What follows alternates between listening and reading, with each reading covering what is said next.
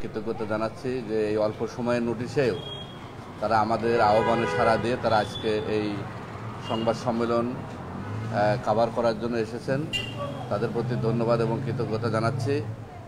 আপনারা জানেন যে আমরা বাংলাদেশে যেসব মাইনরিটি বা সংখ্যালঘু সম্প্রদায় আছে তারা বিভিন্নভাবে নিষ্পেষিত, নির্যাতিত এবং নিপীড়িত এবং সব সরকারের আমলেই, এবং সেই ধারাবাহিকতায় আপনারা জানেন যে 5ই আগস্টের পরেও সংখ্যালঘু সম্প্রদায়ের উপরে বিভিন্নভাবে অত্যাচার, নির্যাতন হয়েছে এবং সেটা আপনারা দেখেছেন যে সরকার পরবর্তীতে সেটা যে নির্যাতনের বিষয়গুলো সেটা কিন্তু স্বীকারও করেছে।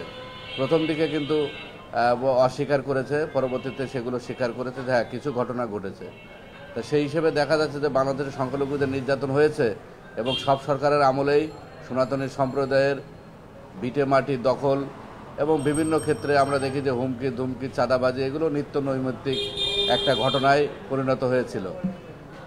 সেই জায়গা থেকে আমরা মনে করেছিলাম যে বাংলাদেশের সংখ্যালঘু সম্প্রদায়ের অস্তিত্ব রক্ষার জন্য আন্দোলনের কোনো বিকল্প নেই এবং সকল সংগঠন, মঠ, মন্দির একটি ছাতার নিচেই আনা খুবই জরুরি প্রয়োজন। তো সেই জায়গা থেকে আমাদের ছাত্র ভাইয়েরা, আপনারা জানেন যে 9ই আগস্ট তাদের নেতৃত্বে আন্দোলন শুরু হয়, পরবর্তীতে 10ই আগস্ট এবং সারা বাংলাদেশে এই আন্দোলন ছড়িয়ে পড়ে এবং আমরা সবাই একটা আমাদের ছাত্র জনতারা 8 দফা একটা দাবি ঘোষণা করেছিল। সেই দাবির প্রেক্ষিতে সারা বাংলাদেশে 8 দফা দাবির প্রতি সমর্থন ব্যক্ত করে এবং সেই জায়গা থেকে আপনারা জানেন যে চিন্ময় কৃষ্ণ দাস ব্রহ্মচারী তিনি চট্টগ্রামে হিন্দু জাগরণ মঞ্চ এবং পরবর্তীতে সনাতনী সমাজ এবং পরবর্তীতে বাংলাদেশ সনাতন জাগরণ মঞ্চের ব্যানারে তিনি আন্দোলন করেছেন। আমরা বাংলাদেশ সম্মিলিত সংখ্যালঘু জোটের ব্যানারে পরবর্তীতে সকল সংগঠন এক হয়ে আমরা কিন্তু আন্দোলন সংগ্রাম করেছি। পরবর্তীতে 4 অক্টোবর আমরা ঢাকাতে মহাসমাবেশ করি এবং 13ই তারপরে ওনার নেতৃত্বে চিন্ময় কৃষ্ণদাস ব্রহ্মচারী চট্টগ্রামে আপনারা জানেন যে একটা বৃহৎ মহাসমাবেশ হয় এবং পরবর্তীতে 2টা সংগঠন আমরা জোটগতভাবে আত্মপ্রকাশ করি। বাংলাদেশ সম্মিলিত সনাতনী জাগরণ জোট 13 তারিখে তাকে মুখপাত্র ঘোষণা করা হয় এবং 18 তারিখে সেই জোটের আনুষ্ঠানিক আত্মপ্রকাশ করা হয়। এরপরে রংপুরের সমাবেশের পরেই আপনারা জানেন যে 25 তারিখে চিন্ময় কৃষ্ণদাস ব্রহ্মচারীকে গ্রেপ্তার করা হয়, 26 তারিখে তাকে জেল হাজতে প্রেরণ করা হয় এবং সেখানে আমাদের এক ভাই, আমাদের সহকর্মী, সেখানে আলিফ হত্যা সংগঠিত হয়, যেটা আমরা বারবারই সেটা সুষ্ঠু তদন্ত এবং নিরপেক্ষ বিচার দাবি করি এবং যারা এর সাথে জড়িত তাদের দৃষ্টান্তমূলক শাস্তি আমরা দাবি করি এবং সেই জায়গায় পরবর্তীতে আপনারা জানেন যে দীর্ঘদিন প্রায় 2 মাস তিনি কারাবরণ করছেন এবং সেই জায়গায় নিম্ন কোর্টে পরবর্তীতে জেলা জজে তার জামিন নামঞ্জুর করা হয়। আজকে মহামান্য সুপ্রিম কোর্টের হাইকোর্ট বিভাগের বিজয় 71 ভবনের 27 নম্বর কোর্টে মাননীয় বিচারপতি আতাউর রহমান এবং আলী রিয়াজ, মহামান্য মাননীয় বিচারপতি আলী রিয়াজের বেঞ্চ, দ্বৈত বেঞ্চে তাকে জামিন না দিয়ে 2 সপ্তাহের রুল জারি করেছেন। তো এটা আমরা মনে করি যে আমরা ভেবেছিলাম যে বাংলাদেশ সুপ্রিম কোর্টে, মহামান্য সুপ্রিম কোর্টে আমরা ন্যায় বিচার পাবো। তা আমরা এই রায়ে কিছুটা হতাশ এবং মর্মাহত হলেও আমরা আশাবাদী যে না, যিনি যেহেতু 2 সপ্তাহ রুল জারি করেছেন, বিজ্ঞ আদালত এই চিন্ময় কৃষ্ণদাস ব্রহ্মচারীর জামিনের এবং ন্যায় বিচারের বিষয়ে যথেষ্ট পজিটিভ আছেন এবং আমরা রাষ্ট্রপক্ষের প্রবল বিরোধিতার কারণে হয়তো উনি জামিন দেন না, যেহেতু 2 সপ্তাহ রুল জারি হয়েছে। এই রুল দ্রুত ডিসপোজাল হবে এবং আমরা জামিন পাবো। তা আমরা একটা কথা সবসময় বলি যে সরকারের ক্ষমতায় আসে না কেন, সেই সরকারই সবসময়ের জন্য সংখ্যালঘু সম্প্রদায়ের এই নির্যাতনের বিষয়গুলো তারা আড়াল করার চেষ্টা করে এবং যখনই আমরা কোনো আন্দোলন সংগ্রাম করি তখনই তারা বলে যে আমরা সম্প্রীতি বিনষ্ট করছি। আমরা আওয়ামী লীগের আমলেও যখন আমরা আন্দোলন সংগ্রাম করেছি তখন তারা বলেছে যে আমরা সম্প্রীতি নষ্ট করছি, আমরা জামাত বিএনপির এজেন্ট হিসেবে বাস্তবায়ন করছি। এখন যখন আমরা আন্দোলন সংগ্রাম করছি তখন বলা হচ্ছে যে আমরা ভারতের এজেন্ট, রয়ের এজেন্ট। আমরা দায়িত্বহীন ভাষায় বলতে চাই যে আমরা কারুর এজেন্ট নয়, আমরা এদেশের নাগরিক এবং এদেশের সার্বভৌমত্বের প্রতি আমাদের শ্রদ্ধা, ভালোবাসা এবং বাংলাদেশের একজন নাগরিক হিসেবে, দেশপ্রেমিক হিসেবে এদেশের সার্বভৌমত্ব এবং প্রতি আমাদের শ্রদ্ধা রয়েছে। তা আজকে বিভিন্ন জায়গায় আমাদের খুব কষ্ট লাগে এই জায়গায় যে আমি ওই আলেকজান্ডারের একটা প্রবাদ দিয়ে শুরু করব। আলেকজান্ডার যখন পুরো ইউরোপ জয় করে এসে যখন ভারতবর্ষে আসলেন, তখন ভারতবর্ষের মানুষের চিন্তা চেতনা আবহাওয়া দেখে উনি বলেছিলেন, সত্যিই সেলুকাস, কি বিচিত্র এই দেশ। তা আমার কাছেও সেটাই মনে হয়। আওয়ামী লীগের আমলে যখন আমরা অত্যাচার নির্যাতন হয়ে আন্দোলন করি, বিভিন্ন রাজনৈতিক দল তখন আমাদেরকে বাহবা দেয় এবং বলে যে হ্যাঁ আপনারা আন্দোলন করতেছেন, ভালো করতেছেন, এই সরকার খুব খারাপ, এই সরকারের বিরুদ্ধে আন্দোলনে দেখে মাঠে দেখে আমাদেরকে উদ্বুদ্ধ করে। আবার যখন আওয়ামী লীগ সরকার পতন হলো, তখন আমরা যখন আন্দোলন করতেছি, তখন তারাই আবার বলতেছে যে বাংলাদেশে কোনো সংখ্যালঘু নির্যাতন হয় নাই, আমরা যেটা করতেছি বাড়াবাড়ি করতেছি, আমরা ভারতের এজেন্ডা বাস্তবায়ন করতেছি। আবার এই আওয়ামী লীগের আমলে আমরা দেখেছি যে অত্যাচার নির্যাতনের বিষয়গুলো সবসময় অস্বীকার করা হয়েছে, অথচ এখন তাদের অনলাইনের যে পেজ, সেই পেজে সংখ্যালঘু নির্যাতনের বিষয়গুলো ধারাবাহিকভাবে তারা প্রচার করে। তো এই যে দ্বিচারিতা বাংলাদেশের রাজনীতিবিদদের জায়গায়, তো সেই জায়গা থেকে আমার এটা খুবই, আমরা দায়িত্বহীনভাবে বলি যে আমাদের এটা কষ্ট জায়গা। তারপর আমরা বিশ্বাস করি, যেহেতু মহামান্য সুপ্রিম কোর্টের বেঞ্চ 2 সপ্তাহের রুল জারি করেছে, এবং আমরা মনে করি যে তিনি চিন্ময় কৃষ্ণ দাস এই রুল অ্যাবসুলেট হবে এবং তিনি মুক্তি পাবেন। এবং তারপরে এই সরকারের সাথে আমরা ওতপ্রোতভাবে সরকারের যে বাংলাদেশ বিনির্মাণের সরকারের যে লক্ষ্য, সেই লক্ষ্যতে বাংলাদেশ সনাতনী সম্প্রদায় একযোগে সরকারের সাথে কাজ করবে। এবং সরকারের আমাদের যে আন্দোলন, এই আন্দোলন কোনো একদম অহিংস এবং শান্তিপূর্ণ আন্দোলন। এই আন্দোলনে সরকারের কোনো ভীত বা হওয়ার কোনো কারণ নাই। আমরা দায়িত্বহীন ভাষায় বলছি যে আমরা এই দেশের নাগরিক হিসেবে এই দেশের সার্বভৌমত্বের প্রতি আমাদের শ্রদ্ধা রয়েছে। কোনো দেশের প্রতি আমাদের কোনো অনুগত্য নেই এবং কোনো অনুগত্য আমরা প্রশ্নই আসে না। এবং সেই প্রশ্ন আসে না বিধায়ী আমরা কিন্তু আমাদের পূর্বপুরুষরা বিভিন্ন সময় অত্যাচার নির্যাতিত হলেও, আপনারা জানেন যে 65 সালের যে পাক ভারত যুদ্ধ হয়েছে, 1946 সালে যে দাঙ্গা হয়েছে, নোয়াখালীর দাঙ্গা হয়েছে, এবং 89 সালে বাবরি মসজিদকে কেন্দ্র করে তখনও সংখ্যালঘু সম্প্রদায়ের উপর অত্যাচার নির্যাতন হয়েছে। আমাদের পূর্বপুরুষরা বা আমাদের পিতারা যেহেতু দেশ ত্যাগ করে নাই, তাহলে এই দেশের মাটি এবং এই দেশের প্রতি তাদের যে শ্রদ্ধা ভালোবাসার আছে বিদায়, এবং এই দেশেই তারা আজীবন মৃত্যুবরণ করতে চায় বিদায় কিন্তু তারা এই দেশে থেকে গেছে। তো আমাদেরও সেই অন্য কোনো দেশে যাওয়ার বা অন্য দেশের আনুগত্যের কোনো আমাদের প্রশ্ন নাই। আমরা এই দেশে থাকতে চাই এবং এই দেশের সরকারের সাথে আমাদের যে কোনো দাবি দাবা থাকলে সেই সরকারের সাথে আমরা বসতে চাই। সরকারের যে কোনো উচ্চ পর্যায়ে যদি আমাদের সাথে আলোচনা করতে চায়, আমরা আলোচনা করার জন্য আগ্রহী আছে। সরকারকে সার্বিক সহযোগিতা করার জন্য আমরা আগ্রহী আছি এবং আমরা বাংলাদেশের, আবারও বলতে চাই, বাংলাদেশের সার্বভৌমত্বের প্রতি আমরা শ্রদ্ধাশীল এবং সরকারের যে কোনো কর্মকাণ্ডের সাথে আমরা সাধুবাদ জানাই। এবং আমরা মনে করি যে চিন্ময় কৃষ্ণ দাস বাবু মুক্তি পেলে এবং অনতিবিলম্বে উনি মুক্তি পাবেন এবং অন্য যে মামলাগুলো করা হয়েছে সেই মামলাগুলোও দ্রুত প্রত্যাহার হবে এবং তারা জামিনে মুক্তি পাবেন। আমরা সরকারের সাথে একযোগে সনাতনী সম্প্রদায় কাজ করতে চাই এবং সরকারের যে 8 দফা দাবি, সেই 8 দফা দাবি নিয়ে, আমাদের যে 8 দফা দাবি, সেই 8 দফা দাবি নিয়ে আমরা সরকারের সাথে যে কোনো সময় আলোচনায় বসতে রাজি আছি।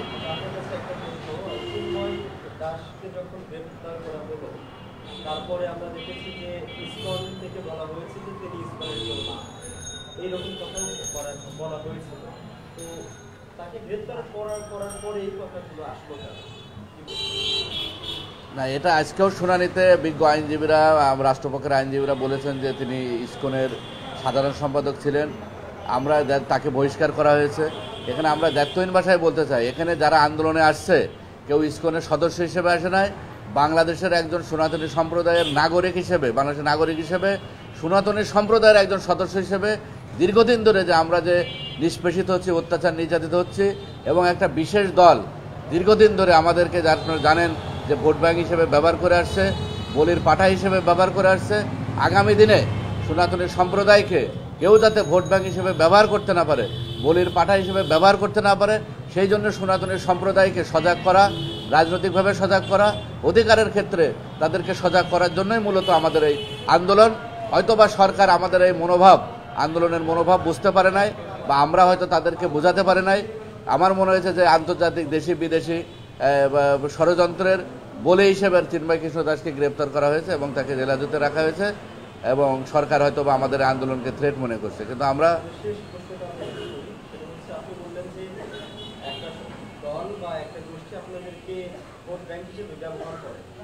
আপনি যদি ব্যবহার না করেন, আপনাকে কারো ক্ষমতা আছে ব্যবহার করা, আপনারাই কেন, মানে সেই দলটা কেন আপনাদেরকেই পয়েন্ট হিসেবে দাঁড় করায় বারবার।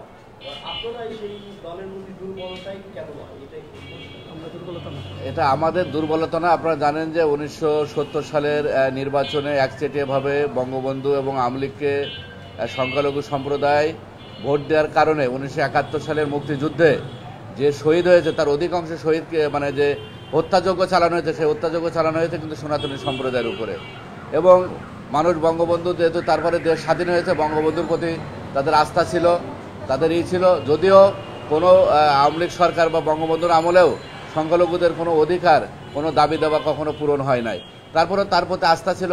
তারা মনে করেছিল যে এরপরে আপনারা জানেন যে 75-এর 15ই আগস্টের পট পরিবর্তনের পরে 89 সালে একটা বাবরি মসজিদকে কেন্দ্র করে দাঙ্গা হয়েছে এবং বাংলাদেশের সনাতনী সম্প্রদায় হয়তো মনে করেছিল যে না, অন্য অন্য রাজনৈতিক দলের তুলনায় আওয়ামী লীগ সরকার কিছুটা হিন্দু বান্ধব এবং তাদের আমলে সংখ্যালঘু সম্প্রদায় নিরাপদ থাকে এবং নিরাপত্তা থাকে। তা সেটা কিন্তু আপনারা যদি সেই জায়গায় দেখেন তাহলে আপনারা বিভিন্ন সময় আওয়ামী লীগের আমলে কিন্তু আমরা হয়তো ওইভাবে কোনো অধিকার পাই নাই, আমাদের কোনো দাবি পূরণ করা হয় নাই, কিন্তু একটা নিরাপত্তা ছিল এবং সেই জায়গায় বিভিন্ন জায়গায় চাকরির জায়গা থেকে কিছুটা হলেও হিন্দু সম্প্রদায়কে কিছুটা প্রাধান্য, যদিও সেইভাবে পরিপূর্ণ না, কিন্তু কিছুটা কিন্তু প্রাধান্য ছিল তাদের। তো সেই জায়গায় কিন্তু বর্তমান সরকারে আসার পরে এবং বিভিন্ন সরকারের আমলে সংখ্যালঘু সম্প্রদায়ের বরঞ্চ আরও নিয়োগ তো দূরে থাক, বিভিন্ন ক্ষেত্রে ছাঁটাই করা হয়। সেই ক্ষেত্রে মানুষ মনে করে যে না, সনাতনী সম্প্রদায়ের আস্থার জায়গা হলো আওয়ামী লীগ এবং তাদের নিরাপত্তার ক্ষেত্রে আওয়ামী লীগ অন্যান্য দলের তুলনায় সবথেকে বেশি গুরুত্বপূর্ণ ভূমিকা পালন করে। আপনি 5ই আগস্টের পরে তো আওয়ামী লীগের কোনো লোকজন এখানে নাই, আপনারা জানেন যে এটা অন্তর্বর্তী সরকার। আমরা ধারণা করেছিলাম যেভাবে বিএনপি এবং জামাত ইসলাম বিভিন্নভাবে সংখ্যালঘু সম্প্রদায়ের উপরে যে অত্যাচার নির্যাতন হয়েছে সেই জায়গাগুলো যাতে না হয় তারা তাদের জায়গা থেকে বার্তা দিয়েছেন।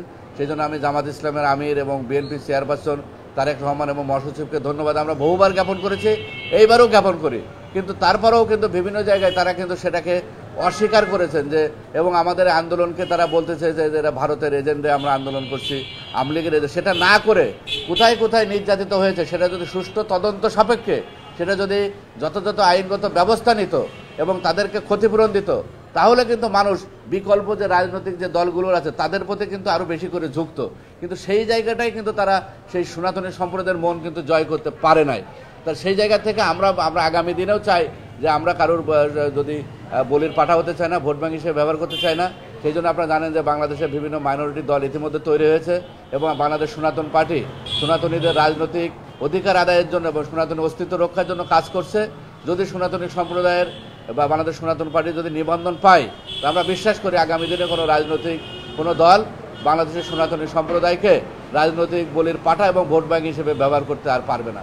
তারা তাদের অধিকার নিশ্চিত করবে এবং সনাতনী যে দল নিবন্ধন পাবে তাদেরকেই তারা, যেহেতু তাদের কোনো বিকল্প রাজনৈতিক দল নাই এবং তারা বিকল্প রাজনৈতিক দলগুলোও তাদেরকে সেইভাবে পাশে টানে নাই, তাদেরকে বিপদে পাশে থাকে না, সেই ক্ষেত্রে তারা বিকল্প রাজনৈতিক দল যদি সনাতন পার্টি নিবন্ধন পায়, আমি বিশ্বাস করি যে বাংলাদেশের সনাতনী সম্প্রদায় সেই দিকেই ধাবিত হবে।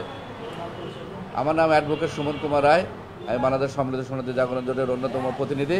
আমার পাশে আমাদের আরও প্রতিনিধি রয়েছে, আমাদের প্রসেনজিৎ হালদার, সেও সংক্ষেপে তাকে কিছু বলার জন্য অনুরোধ জানাচ্ছে। আরও আমাদের এখানে আছে অ্যাডভোকেট সুশান্ত অধিকারী, আমাদের সাজেন কৃষ্ণ বল, আমাদের প্রথমে ধন্যবাদ জ্ঞাপন করছি আমাদের সাংবাদিক বন্ধুগণ, যারা জাতির আস্থা এবং বিবেক, তাদের কারণে এই খবরগুলো দেশ বিদেশে প্রচারিত হয় এবং সঠিক বার্তা পৌঁছায়। আমরা আমাদের কাছে আরও ক্ষমা চাচ্ছি যে আজকে আমাদের প্রোগ্রাম হওয়ার কথা ছিল জাতীয় ধারেশ্বরী মন্দিরে, কিন্তু বিষয়টা আমাদের ওখান থেকে অনুমতি না পাওয়ার কারণে আমাদের এখানেই করতে হচ্ছে। প্রথমে আমাদের আজকে যে বিষয় ছিল বাংলাদেশ সমৃদ্ধ সনাতনী জাগরণ জোটের মুখপাত্র শ্রীমৎ চিন্ময় কৃষ্ণ দাস ব্রহ্মচারীর মহামান্য সুপ্রিম কোর্টের হাইকোর্ট বিভাগে জামিন প্রদান না করার প্রেক্ষিতে আনুষ্ঠানিক প্রতিক্রিয়া জানাতে আজকে যে সাংবাদিক সম্মেলন। সাংবাদিক বন্ধুগণ, বাংলাদেশের সংখ্যালঘু তথা সনাতন ধর্মাবলম্বীরা বহু বছর যাবৎ অধিকার আদায়ের জন্য আন্দোলন করে যাচ্ছেন, আমরা অবগত আছেন। 5ই আগস্ট 2024 পরবর্তী সময়ে অধিকার আদায়ের জন্য আরও বেগবান হয় ছাত্র জনতা, সাধু সন্ন্যাসী সহ স্বতঃস্ফূর্তভাবে অংশগ্রহণ করে। অধিকার আদায়ের যৌক্তিক আন্দোলন চিন্ময় কৃষ্ণ দাস ব্রহ্মচারী বলিষ্ঠ নেতৃত্বে আমাদের এইটা দেশ বিদেশে আলোড়ন সৃষ্টি করে, আমরা অবগত আছি। সংখ্যালঘু সম্প্রদায়ের পক্ষ থেকে নিজেদের অস্তিত্ব রক্ষা এবং অধিকার আদায়ের আন্দোলনের মাধ্যমে বর্তমান অন্তর্বর্তীকালীন সরকারের কাছে আমাদের যে 8টি দফা আছে, আমরা এই 8টি দফা পেশ করেছিলাম।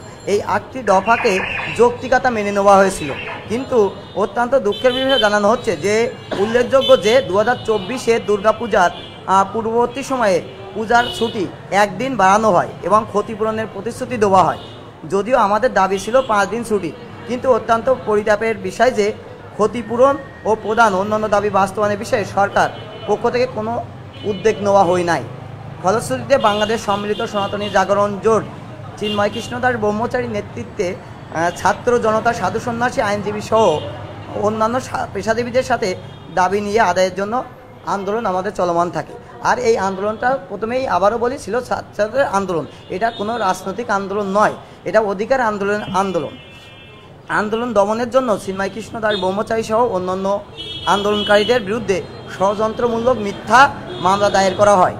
এই মিথ্যা মামলার দীর্ঘদিন যাবৎ জোটের মুখপাত্র শ্রীমৎ চিন্ময় কৃষ্ণ দাস ব্রহ্মচারী কোনো ধরনের আইনগত সহায়তা লাভের সুযোগ না দিয়ে কারাবন্দী করে রাখা হয়েছে। বাংলাদেশ রাষ্ট্রে অসাম্প্রদায়িক ভাবমূর্তিকে আমরা মনে করব প্রচণ্ডভাবে ক্ষুণ্ণ করে। যেসব মামলায় চিন্ময় কৃষ্ণ দাস ব্রহ্মচারীকে কারাবন্দী করে রাখা হয়, সেসব মামলার কোনো আইনগত ভিত্তি আছে বলে মনে হয় না।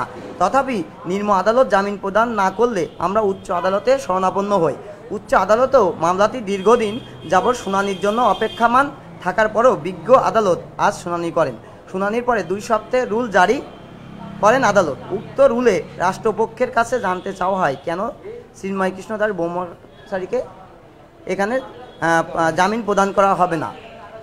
আমরা মহামান্য আদালত ও রাষ্ট্র পক্ষের দৃষ্টি আকর্ষণ করে বলতে চাই এবং আইনের প্রতি আমরা সর্বদাই আস্থাশীল এবং বিশ্বাস রাখি যে আমরা তাদের কাছ থেকে ন্যায় বিচারটাই পাবো।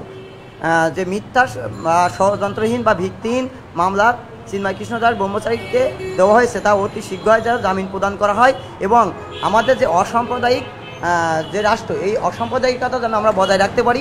আমাদের এখানে দেশে জানে হিন্দু, মুসলিম, বৌদ্ধ, খ্রিস্টান বসবাস, আমরা সকলে ভাই ভাই একে অপরের সাথে যেন মিলেমিশে চলতে পারি, সেই ব্যবস্থা আইন প্রশাসনের কাছে আমাদের কাম্য। আমরা সাম্প্রদায়িক সাম্য এবং ন্যায্যতার রাষ্ট্র ব্যবস্থা, অর্থাৎ আমরা বলতে চাই যে আমরা অসাম্প্রদায়িক রাষ্ট্র চাই। সাম্যতা প্রতিষ্ঠার জন্য ও সংখ্যালঘু সম্প্রদায়ের ন্যায্য অধিকার প্রতিষ্ঠার লক্ষ্যে আমাদের পূর্ব ঘোষিত যে 8 দফা ছিল, এই 8 দফা দ্রুত বাস্তবায়ন করার জন্য আমরা সরকার প্রধান কাছে করজোরে অনুরোধ জানাই।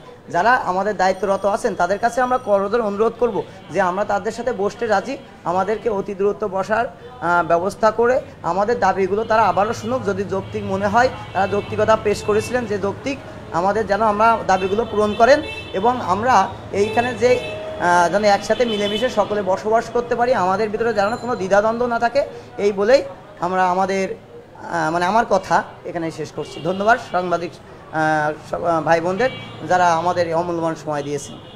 হ্যাঁ, সবাইকে ধন্যবাদ।